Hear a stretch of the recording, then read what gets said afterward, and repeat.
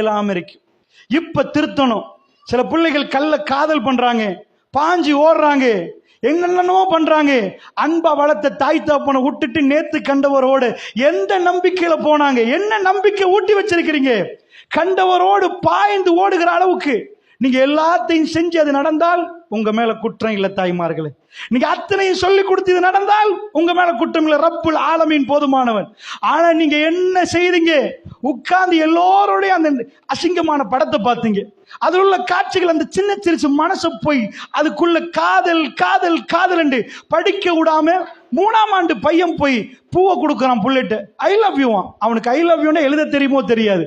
ஏன்னா பார்க்கிற படத்துல எல்லாம் சொல்லி கொடுக்கறத அவன் கொப்பளிக்கிறான். போய் மனிதர்களை மிருகத்தை விட மோசமா காம பிரியர்கள் ஆக்கி வைத்திருக்கிறார்கள் இந்த படம். அதைகளை பார்க்கிறீங்களே. ரசூலுல்லாஹ் உங்க வீட்டுக்கு வந்து ஒரு பேச்சுக்கு பார்த்தா உங்களை பார்த்து சந்தோஷப்படுவாங்களா? என் உம்மத்து சுப்ஹானல்லாஹ் படம் பார்க்கறாங்க, அல்ஹம்துலில்லாஹ் நல்லா இருக்கிறாங்க. இந்த பக்கம் கிரிக்கெட்டா அதை அடிக்கிறார்கள். நான் ஒரு கிரிக்கெட் பைத்தியம். படிக்கிற டைம்ல கிரிக்கெட் என்ன, நான் படிக்கிறதே அந்த கிரிக்கெட் விளையாடுறதுக்கு. அதனால ஸ்கூல்ல இருந்தே வேலையெல்லாம் முடிச்சிருவேன். 1ஆம் பிள்ளை தான், ஆனா வீட்டுக்கு வந்து படிக்கிறது இல்லை.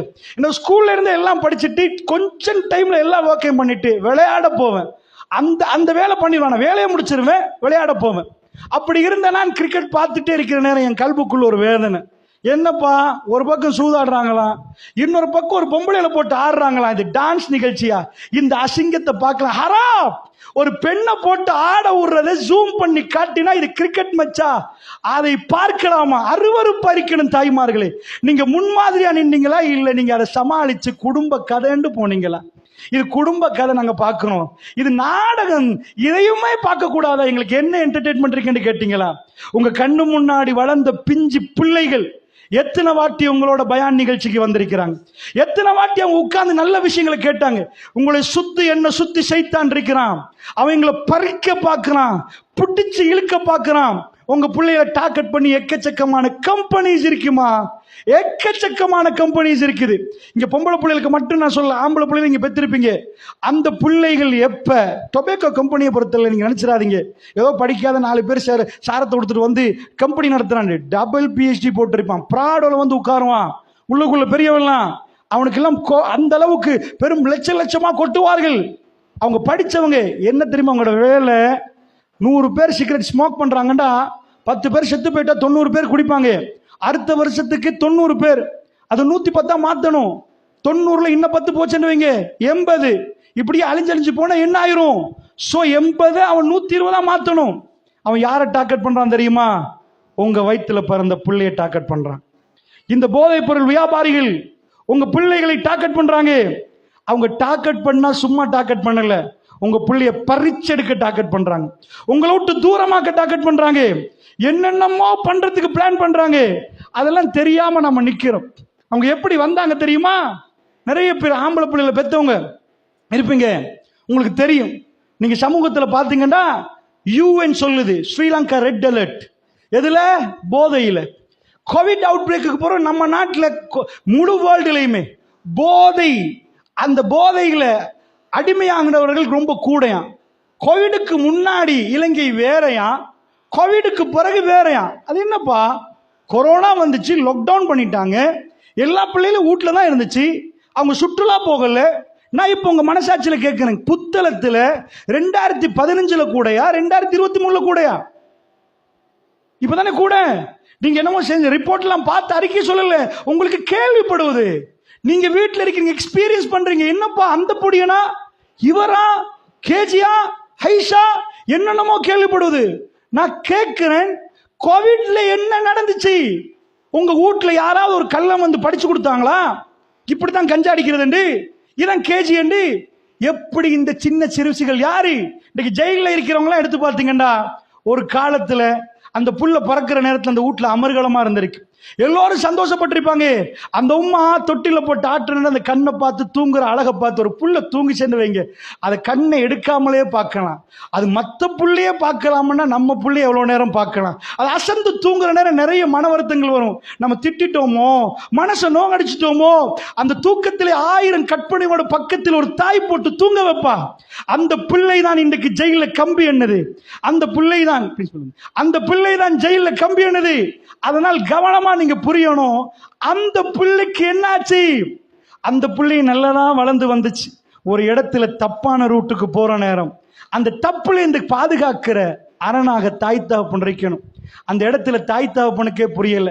நீங்க நினைக்கிறீங்க வீட்டுல டிவி போகுது, நான் இஸ்லாத்தை சொல்லல, டிவி போகுது பரவாயில்ல, நீங்க சைக்காலஜி படிச்சா கூட டிவியை போட மாட்டீங்க. நீங்க இஸ்லாத்தை, அதாவது சைக்காலஜி படிச்சாலும் போட மாட்டீங்க. ஏண்டா சாதாரணமா ஒரு டிவியில போட்டீங்கன்னா ஸ்மோக் பண்றதை பத்தி, சிகரெட்டை பத்தி விளம்பரம் கொடுத்தாங்கடா ரூபாய் எடுக்க மாட்டாங்க. ஐடிஎல்ல போட இல்லாது, ஸ்டேட் மீடியா சென்சர் பண்ணிட்டு பண்ணுவாங்க, ரிப்போர்ட் பண்ணுவாங்க. ஓஹோ இது வேண்டாம். அப்ப பிரைவேட் மீடியா போடுமா? அவங்களுக்கு நாட்டு சட்டம் ஒன்று இருக்குது, போடக்கூடாது, போடக்கூடாதுன்னு போட்டு வச்சிருக்கிறாங்க. அப்ப சிகரெட் விளம்பரப்படுத்தணும். உங்க புள்ளைய கவுறதா இருந்தா விளம்பரம் பண்ணி உங்க புள்ளைய கவணும். என்ன பண்றாங்க? யாரை பிடிக்கிறாங்க தெரியுமா? நீங்க எதை விரும்பி பார்க்குறீங்களோ. சாதாரணமா கிரிக்கெட் பிளேயரை பார்த்தீங்கன்னா அவன் டிஷர்ட்ல இங்க ஒரு பேர், இங்க ஒரு பேர், இங்க ஒரு பேர், கம்பெனி பேர் போட்டிருப்பான். அது எதுக்கு போறான்? அவன் ஆசைக்கு போறானா? அப்ப ரோட்ல போறவங்களாம் ஒவ்வொரு கம்பெனி பேர் போட்டு போவான். ஒரு ஃபேமஸான ஒரு ஆள் கையில ஒரு வாட்டர் பாட்டில் வச்சுட்டு பேசினாருண்டா அந்த கம்பெனி அவருக்கு சல்லி கொடுக்குதுன்னு அர்த்தம். ஒரு ஆள் ஃபேமஸா போயிட்டாருண்டா அவர் ஒரு விளம்பரத்தில் ஒரு போட்டோல நிக்கிறான டயரோட கோடிக்கணக்கில் கொடுத்துட்டான்னு அர்த்தம். ஏண்டா அந்த விளம்பரத்துக்கு செலவழிப்பாங்க. உங்க பிள்ளைய கவ்வின இடம் எங்க தெரியுமா? கதாநாயகர். நான் கேட்கிறேன், விஜய், அஜித், எங்க உசிரி, பொம்பளை புள்ளையும் பேசுது, ஆம்பளை புள்ளையும் பேசுது. இந்த கதாநாயகர்கள், இந்த கதாநாயகர்களை பொறுத்தளவுல அவங்க என்ன பண்றாங்கடா, அந்த கதாநாயகர்களை கொண்டு வந்து முன்னாடி வச்சிருக்கிறாங்க.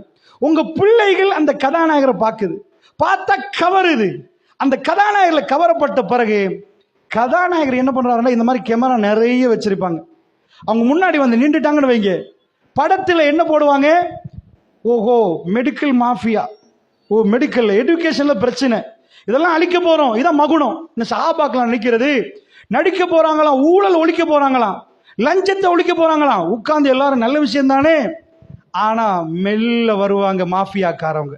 இந்த போதைப்பொருள் வியாபாரிகள்லாம் படத்துல பணம் கொடுத்து விலைக்கு வாங்குறவங்க. அந்த படம் நடிச்சா கோடி கிடைக்குமே, அது மட்டும் இல்ல, இந்த மாஃபியாக்கார ஆட்கள் நிறைய கொடுத்து வச்சிருக்கிறாங்க. இந்தியா போதைப் பொருளுக்கு படம் 53% காரணம் என்று அறிக்கை வெளியே வந்திருக்கு. 53%, 53%. தாய்மார்களே, உங்களுக்கு தெரியுமா உங்க பிள்ளைய நீங்க கொல்றீங்க, நீங்க நஞ்ச கொடுக்குறீங்கன்னு உங்களுக்கு புரியுதா? தாய்மார்கள் நான் கேட்கிறேன், நீங்க பார்த்தீங்க ஒரு ரசனைக்கு, அந்த படத்துல எல்லா கேமராவும் முன்னாடி நிக்கிற நேரம் கதாநாயகர் வருவார், அவர் நடிப்பார், நடிக்கிற நேரம் அப்படியே வந்து காதல் ஃபேலா அப்படியே ஸ்மோக் பண்ணுவார், தம் அடிப்பார். நான் கேட்கிறேன், எவனாவது ஒருத்தன் ஸ்மோக் பண்றான்டா, என்ன பண்ணுவான்? எக்ஸ்கியூஸ் மீ வெயிட் அப்படின்னு வெளியே போயிட்டு ஸ்மோக் பண்ணுவான். என்ன கேமரா முன்னாடி ஸ்மோக் பண்ண மாட்டாங்க, பப்ளிக்கா யாரும் பண்ண மாட்டாங்க. ஏதாவது கொடுக்கப்பட்டிருந்தா தான் அவன் அதை செய்வான். அவன் என்ன பண்றான்டா, எல்லா நடிகர்களும் நீங்க எடுத்தீங்கடா படத்துக்குள்ள இப்படி ஒரு காட்சி இருக்கும், குடிக்கிற காட்சி, இதாக்கிற காட்சி. சைக்காலஜி என்ன சொல்லுது? சஜஷன்ஸ். திரும்ப திரும்ப திரும்ப திரும்ப ஒரு விஷயத்தை ஒரு புள்ள பார்த்தா வாழ்க்கையில் அந்த பிரச்சனையை முகம் கொடுக்கிற நேரம் அந்த புள்ள அந்த ஆக்ஷனை எடுக்க ஆரம்பிக்கும். எந்த ஆக்ஷன் எடுக்க ஆரம்பிக்கும்? எதை திரும்ப திரும்ப திரும்ப புள்ள பார்க்குதோ அந்த ஆக்ஷனை புள்ள எடுக்க ஆரம்பிக்கும். நல்ல கவனமா புரிஞ்சுக்கோங்க. ஒரு புள்ள இன்னைக்கு ஒரு 15 ஆண்டுகளுக்கு மேல 20 ஆண்டுகள் சரி இருக்கும். அந்த நேரம் ஒரு ஊர்ல ஒரு ஷவர் கால் பண்ணி, எங்க மகன் சின்னவர் மேலே ஏறி, அவரால் குதிச்சா கூட கஷ்டம், நான் ரூம் கதவை பூட்டினா தராங்கல் போட்டிருப்பேன், ஏறி இதாக்குறான், துறக்கிறான், ஒரு பிளேட் சாப்பாடை சாப்பிட்டுட்டு கொஞ்ச நேரம் அப்படி நடந்துட்டு வந்து திரும்ப பிளேட்டை கேட்கிறான். என்னமோ தெரியல, என்ன ஜின்னோ தெரியாது, ஆனா சும்மா தான் இருக்கிறாரு. ஆனா திடீர்னு அந்த மாதிரி ஒருவர் இப்படி வேகமா நடப்பாரு, சாப்பாடு தாங்கன்னு கேட்பாரு, கொடுத்தா திரும்ப அந்த மாதிரி ஒரு பிளேட்டை கேட்கிறாரு. இப்படி எந்த ஒரு பிள்ளைக்கு இயலாத மாதிரி மேல பாஞ்சி இது பண்றாரு. அவர் கொஞ்சம் பாருங்கன்னு வந்தாரு. அந்த பையன் சின்னவன். நான் மெல்ல தலையை தடவி என்னவாப்பான்னு கேட்டேன். ஆழ்மன அறிவுகளுக்கு கொண்டு போயிடாது, தயவு செய்து நான் இந்த விஷயங்களை சொன்னால் யாரும் வந்து என்னோட இந்த சைக்காலஜி சம்பந்தமாக பேசாதீங்க. அடுத்த நிகழ்ச்சிக்கு நான் போகவே போகணும். நான் இப்பொழுது செய்கிறதும் இல்லை, எனக்கு நேரமும் இல்லை. அதனால் கவுன்சிலிங் நான் செய்கிறதுக்கு நேரம் இல்லை தாய்மார்களே. அதனால் சில விடயங்களை சொல்ல பயம். நீங்கள் சில பேர் என்ன பண்ணிடுவீங்க, எனக்குள்ள பிரச்சனைன்றவங்க, அதுக்குரிய நேரம் எனக்கு இப்போ நான் ரொம்ப பிஸியாக இருக்கிறனால அதை பற்றி இது பண்ணாது. ஆனால் உங்களுக்கு சில விஷயங்களை சொல்கிறதுனால நான் செய்கிறேன்னு நினச்சிடாதீங்க. அந்த பையனை மெல்ல மெல்ல அமைதியை தூங்க வைக்கிறோம். தூங்க வச்சு அவன்கிட்ட விஷயத்தை கேட்குறோம். என்னப்பாண்டா நான் ஆச்சரியப்பட்டு போனேன். அந்த பையன் இப்படியெல்லாம் நடக்கிறதுக்கு எந்த ஜின்னும் இல்லை, எந்த பேயும் பிடிக்கல, பிசாசு பேன்னு ஒன்று இல்லை. அந்த பையன் இப்போ ஒரு கார்ட்டூன் பார்த்துருக்கிறான். இப்போ இருக்கிறதோ தெரியாது, கேஸ்பர் என்ற ஒரு கார்ட்டூன். அந்த கார்ட்டூன் பூதம், ஒரு பூதம் மேலே பாயிறது இதாக்குறது. இந்த பையன் தொடர்ந்து பார்க்கிற நேரம் அவனுக்குள்ள ஒரு ஃபீலிங் அந்த கேஸ்பர் எனக்குள்ளே இருக்குது, அது எனக்குள்ள பூந்துட்டு. அந்த ஃபீலிங்ஸ் வரப்போக்கில் மேலே ஏறி கதவை திறக்கிறான், வேக நல்லா சாப்பிட்றான்.